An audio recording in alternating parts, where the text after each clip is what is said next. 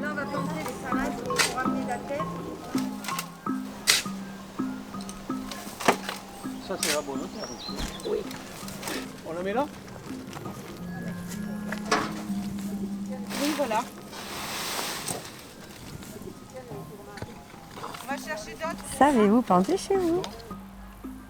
Le but de notre association, c'est d'apprendre les gens justement à jardiner aussi pour pouvoir planter chez eux. Donc c'était aussi, on peut planter n'importe où. Après, il faut se donner les moyens, les façons de le faire, et puis, mais c'est possible. Mais là, on est 30, 40. Une quarantaine. Bon, il y en a toujours un petit groupe qui vient régulièrement. Et après, il y en a qui viennent de temps en temps. C'est au rythme des gens en fait. Il n'y a pas d'obligation. Les gens viennent quand ils veulent en fait. Il n'y a pas de truc imposé ou quoi que ce soit. C'est le respect de chacun, et puis bon, ça fonctionne très bien. Puis après, c'est vrai qu'il y a des gens qui travaillent encore comme nous. Et là, c'est vrai que la semaine, on ne peut pas trop faire d'atelier. Mais après, il y a des gens qui sont à la retraite, donc c'est eux qui gèrent, qui viennent arroser, désherber. La prochaine? Ouais. Ah oui, moi ça m'intéresse. Je débute, donc j'ai tout à apprendre. Mais le but de l'association, c'est ça aussi. Donc bon, même par le WhatsApp qu'on a, en fait, tu envoies des photos. Oui, Par exemple, c'est des bien, fois, oui. tu poses des questions dessus, on répond. Il y a toujours un qui a une réponse. C'est aussi ça, l'association. C'est le service après-vente. C'est-à-dire qu'on forme, mais aussi on peut porter des solutions aussi chez la personne. Et puis, bon. C'est Monsieur Méchin qui m'a embauché à venir là. Hein, Alexandre? Que c'est grâce à vous que je suis venue là. C'est moi qui l'ai convié. Il m'a dit tu devrais venir voir, donc que ça m'intéresse, donc je viens. Puis on passe un bon moment, c'est convivial, j'aime bien. Agastache, amarante, chou paumé, Brugmansia suave, campanula, taxus, cuspidata. C'est vrai qu'on est quand même dans une belle commune où il y a quand même des super endroits, de la forêt. On a tout en fait. On a tout, une superbe terre, des gens adorables qui nous accompagnent aussi. Et ça nous donne envie, par rapport aussi à la commune, d'avancer et d'agrandir cette association.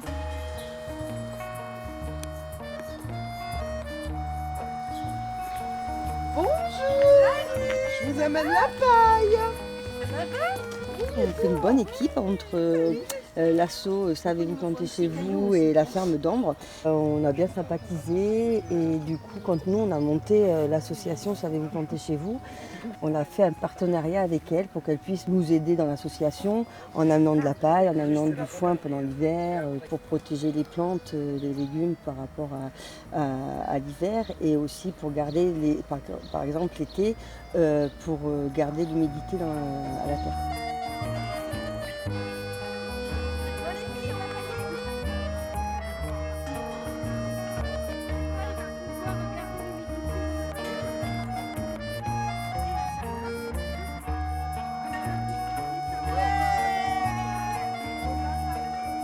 C'est ça aussi la ferme et l'association.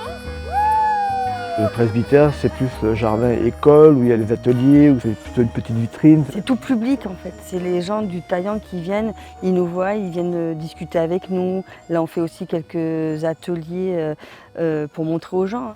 C'est un jardin qui est situé en pleine ville aussi, qui est propice à être vu par plusieurs personnes. On invite volontiers les gens à venir voir et tout pour justement les sensibiliser à tout ça, quoi. C'est un espace aussi où on accueille aussi des tout petits, où on leur montre aussi que le jardinage, il n'y a pas d'âge. On les amène à l'agriculture des tout petits, quoi. Donc avec le RAM, ils viennent ici, donc on fait souvent des ateliers pommes de terre, c'est ce qui passe au mieux. Par contre, le principe reste le même, comme pour la lagune. Tout est naturel. Ici, on n'utilise pas d'engrais, pas de pesticides. Tout ce qu'on met dans le jardin reste du naturel. Donc on ne veut pas... on veut montrer aussi quelque part que même en utilisant du naturel, on arrive à avoir de la production et à avoir de très beaux légumes. On a fait une journée jardin ouvert. Il y avait l'atelier épouvantail pour les petits. Il y avait l'atelier sauvegardant l'eau. Hein, il faut essayer d'économiser l'eau. Et c'est pour ça que Juste a fait une présentation de ces tuyaux perforés mis à l'horizontale que tu remplis. Hein. Il y avait un atelier Oya et je tenais l'atelier compost. Celui-ci, c'est le compost pour libre service, pour que tous les Taïwanais et Taïwanaises qui ont besoin ou qui veulent participer au compost puissent venir. Donc ils n'ont pas besoin de rentrer dans le jardin, ils se mettent là, ils l'ouvrent, ils vident et c'est bon. Celui-là, eh bien, il est plein. Donc on prendra de dessous le terreau que le compost fait et on ira le mettre dans les bacs et on mélangera. Et après on pourra faire les plantations.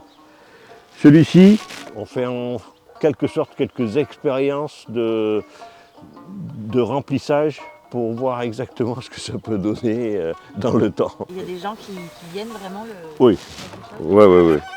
Tu vois, les coques d'avocat, si tu les coupes pas, dans 3 ans, tu les retrouveras comme ça.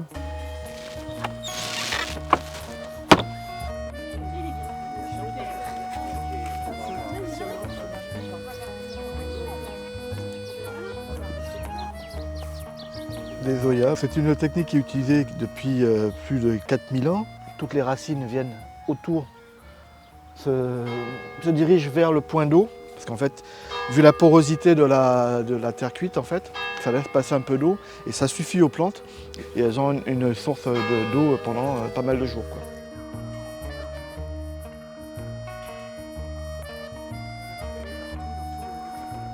Alors, il faut prendre 2 pots, un plus petit et un grand, donc qui s'emboîtent. Le but, c'est que ça se fasse comme ça. Voilà.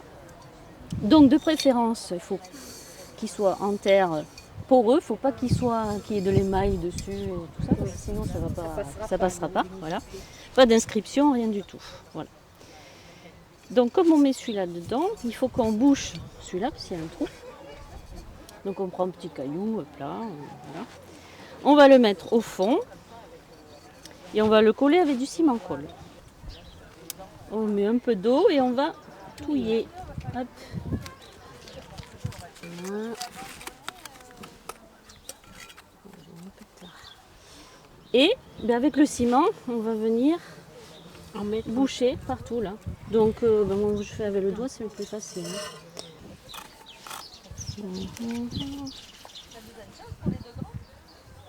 Bien fermé.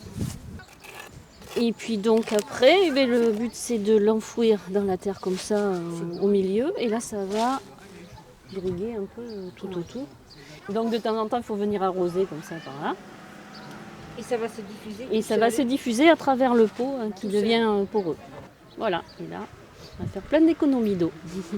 Voilà, et une fois sec ça fait comme ça. Voilà, et là c'est bouché comme ça.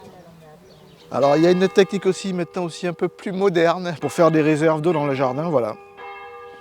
Prenez un tuyau en long, des coudes, donc là ils ne sont pas collés, on les colle, on les emboîte, il faut les coller quand même pour qu'ils soient étanches. Très important aussi, on bouche un côté mais on ne bouge pas, on ne ferme pas complètement parce qu'effectivement on aurait pu coller quelque chose qui reste. Pour s'en réserver, il va pouvoir le vider parce qu'à un moment les racines elles rentrent par les petits trous. Donc la technique c'est les remettre, donc à peu près le mieux, l'idéal c'est 30 cm en profondeur. Donc on les recouvre.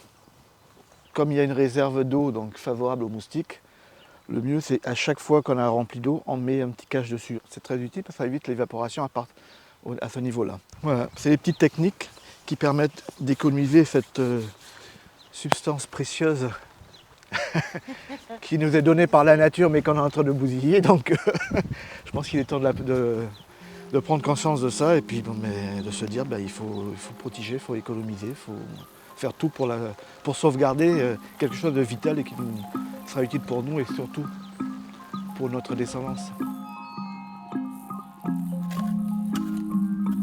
La lagune, c'est différent, c'est vraiment pour la production. Donc, on apprend aussi, parce que justement là-bas, on utilise pas mal de petites techniques, donc différentes constructions de bacs, les différentes techniques de plantation. Mais on plante en plus grande quantité pour pouvoir produire et forcément goûter le fruit de notre travail, quoi. Sensibilis Magnolias delata Anemone Arbre aux papillons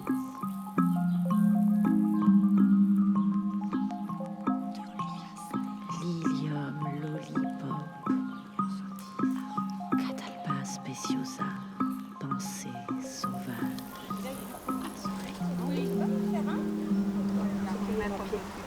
Comme ça. Enfin bon, c'est pour après à l'attacher avec Ben du après, raffia. on attache. Tu viens le tenir? Oui, mais là, je crois que... Ah, mais j'ai pas celui-là. Celui-là Oui, facile. c'est plus dur. Hein. Allez. Ah, super. Ah, mais là, il s'enfonce celui-là. C'est 1, 2, 3, 4, 5, 6, 7, 8, 9, 10, 11, 12, 13, 14, 15. On a planté 16 pieds de tomates. Ouais, puis là-bas, Ça il y va, en a. puis il y en a partout. Hein. Tifa arcustifolia trifolium repens éphémère Salix integra acurona chiqui narcisse lotus. Là, c'est un bac autonome, c'est le bac des fraises, ça.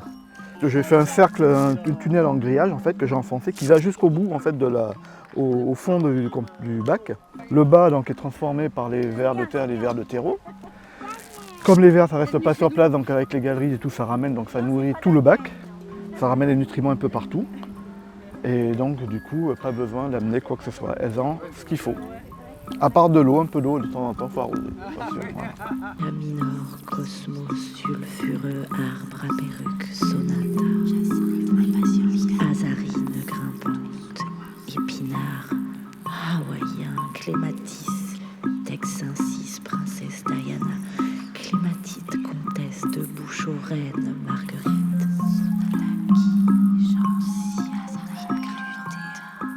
Là, c'est des orties qu'on découpe en tout petits morceaux, qu'on mélange avec de la terre. Et après, on va répartir au pied des plantes Pour les fortifier. pour les fortifier. C'est du bio chez nous. C'est plus que du voisinage. C'est une famille avec laquelle on partage quand même cette aspiration. Bon, d'abord au partage, hein, voilà, et puis à la nature, et à développer la terre aussi, parce que c'était une terre qui était en jachère finalement. Hein.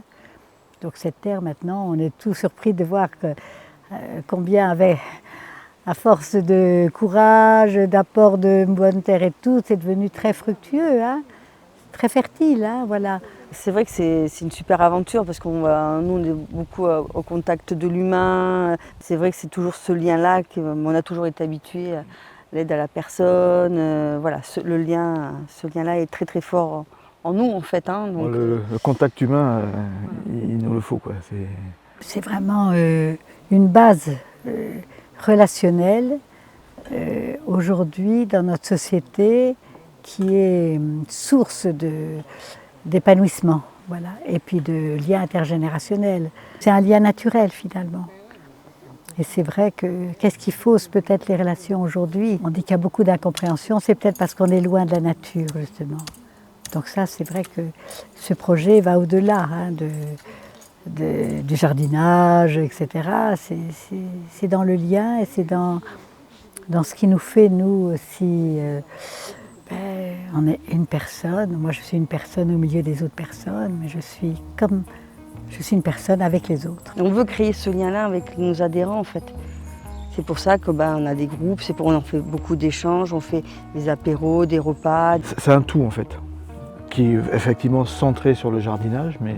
Ça fait toujours plaisir de faire ce moment de partage avec nos aînés, avec les enfants. C'est vrai que c'est le lien de la vie, quoi. De la vie.